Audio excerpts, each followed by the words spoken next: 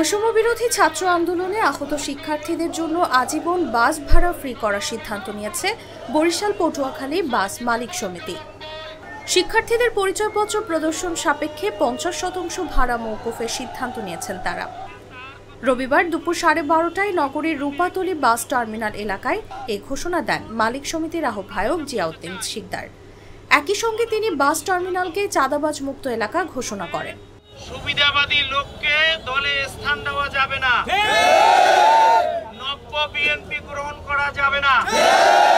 ছাত্র ছাত্রী ভাই বোন বা আমাদের ছেলে আমাদের মেয়ে, আপনার মেয়ে আমাদের মেয়ে, যারা লেখাপড়া এখানে করেন বরিশাল ভার্সিটিতে, তারা আন্দোলন করতে গিয়ে অনেকে শহীদ হয়েছেন। তাদের বুকের তাজা রক্তের বিনিময়ে আমরা আজকের এই স্বাধীনতার আবার স্বাদ পেয়েছি।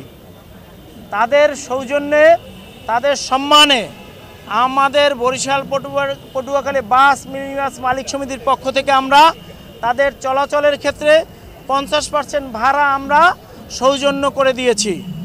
আমরা এখানে যারা, আমি আরও একটি ঘোষণা আপনাদের মাধ্যমে দিতে চাই, আমাদের ছাত্র ছাত্রীর ভিতরে যদি কেউ এই গত আন্দোলন সংগ্রামে যদি আহত হয়ে থাকেন, তাদের সৌজন্যে, তাদের জন্য, তাদের প্রতি, তাদের সম্মানে আমরা ছাত্রছাত্রী ভাই বোনের নেতৃবৃন্দ যারা আছেন তাদের সুপারিশে আমরা তাদের চলাচলের জন্য বিনা ভাড়ায় তাদেরকে সসম্মানে আমরা পরিবহনে আমরা বহন করতে চাই।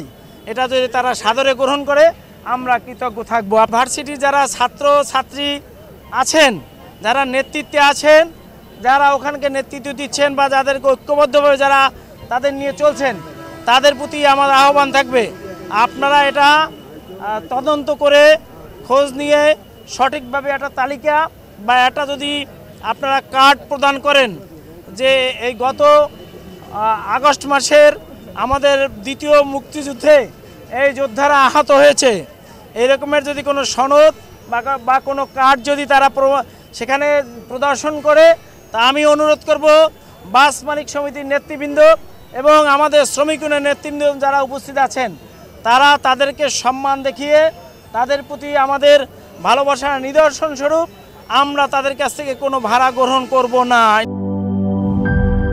গুড লাক পেনের সফট অয়েল বেসড ইঙ্ক, তাই নিখুঁত লেখার আত্মবিশ্বাস। Good luck pen, make your lakh.